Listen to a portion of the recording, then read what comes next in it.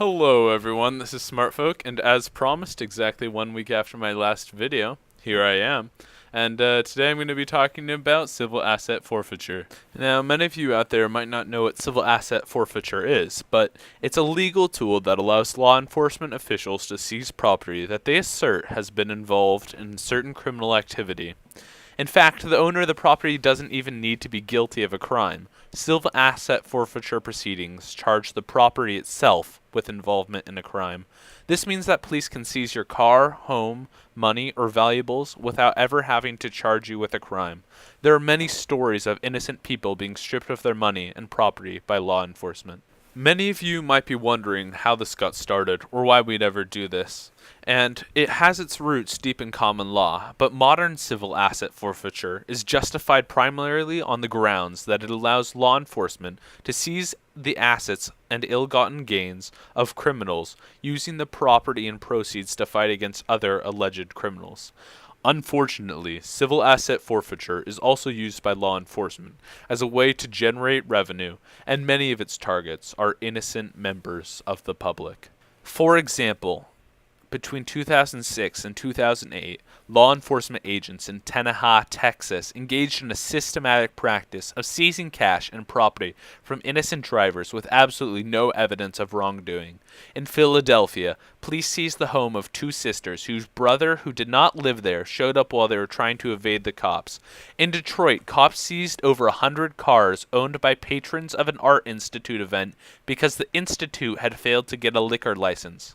In fact, in 2004, the amount of money seized through civil asset forfeiture exceeded the amount of property and cash seized by all burglars and thieves in the United States combined. And this amount has just continued to grow year upon year.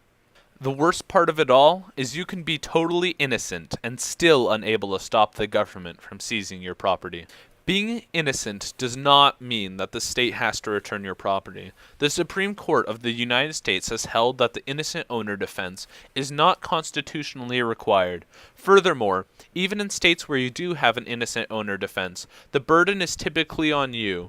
Your property is presumed to be guilty until you have proven that you are innocent, and that your property, therefore, should not be forfeited. In other words, you must prove 1. That you were not involved in criminal activity, and 2. That you either had no knowledge that your property was being used to facilitate the commission of a crime, or that you took every reasonable step under the circumstances to terminate such use. And all the while the police retain your property.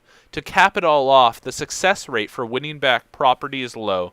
Pragmatic property owners, however innocent, may reason that it is best to cut their losses rather than challenge the forfeiture in court. Many of you might be thinking, that's crazy, that can't happen in my state, but civil asset forfeiture happens in every state of the Union. Even if the state has laws to limit it, state and local law enforcement authorities can still seize property by partnering with the federal law enforcement officials in a system called equitable sharing, and payouts to state and local governments have increased nearly 250% over a 12-year period. And while this does sound bad, many of you are still thinking, well, I can go to court and prove that my property wasn't used in a crime and then I'll get it back. But in fact, the majority of federal civil asset forfeitures end administratively, meaning that the property is automatically forfeited after a certain period of time because the owner of the property did not challenge the seizure. Forfeiture proceedings might be barred because of waivers procured by law enforcement officials who pressure property owners to renounce ownership of their cars, homes, or money in order to avoid facing, often bogus, criminal charges.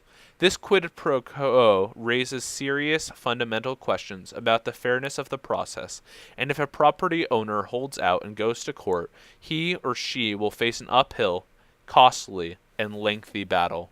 While some states do indeed have good civil asset forfeiture laws, federal government agencies can and do run around good state law. A process called equitable sharing allows law enforcement officials to team up with federal law enforcement agents to seize property under federal forfeiture laws that could not be seized under applicable state forfeiture laws. Through equitable sharing, local law enforcement agencies pocket a portion of the proceeds from the seizure, and the feds keep the rest.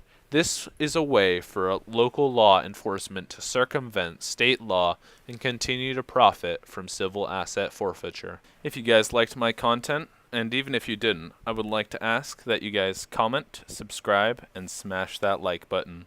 Have a good day.